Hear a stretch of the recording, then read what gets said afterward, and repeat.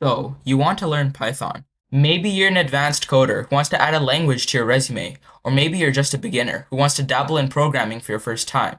Regardless of your ability or past experience, I can guarantee that this tutorial series will teach you all the tools you need to know to start your journey of becoming a Python pro. In this video, I'll show you what Python is used for, the differences between Python and other languages, and in the end, we'll write our first Hello World program. Timestamps are on screen as well as in the description.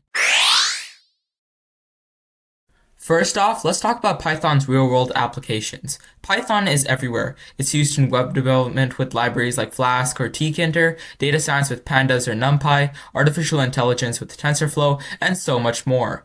Companies like Google, Instagram, and Spotify rely on Python for their day-to-day operations. Additionally, it's getting more popular as time goes by. So if you want to understand the tech landscape, learning Python is a fantastic starting choice.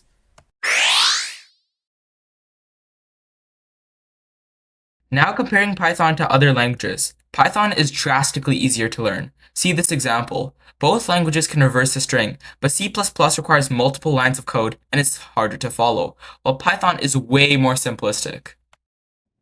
The Zen of Python is Python's main ideology, that code should be clear, readable, and easily understood. We call code that follows this clean, easy-to-digest ideology Pythonic. For example, instead of verifying if an email exists, just send an email to confirm sign-up. This is why Python's syntax is so easy to learn. The entire language is structured so it's simple and intuitive. And due to Python's simple syntax, it has many powerful libraries like I already mentioned, for almost everything. Now digging into how Python functions with the computer, Python is an interpreted and dynamic computer language. Interpreted means that Python reads code line by line at runtime. In contrast, a language like C++ compiles the code into machine code before starting the program. A dynamic language means that variable types are decided at runtime, compared to a static language which must be explicitly declared. Now hold on. While Python is generally slower to run than other languages, Python more than makes up for it in its development time. Anyways, let's get on to the actual coding.